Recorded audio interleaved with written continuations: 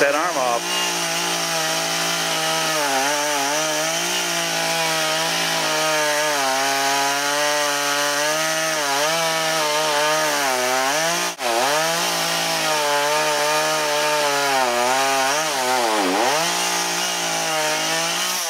Oh shit! Are you all right? Step back, man. Shut that saw off. I wouldn't even have fucked with that. I wish I would have told you earlier. I'd have gone up and cut it down at that Y where it's. I would take it off right at that Y and just let it all drop.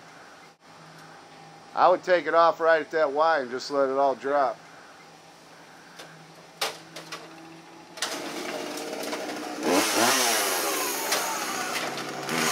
Oh yeah.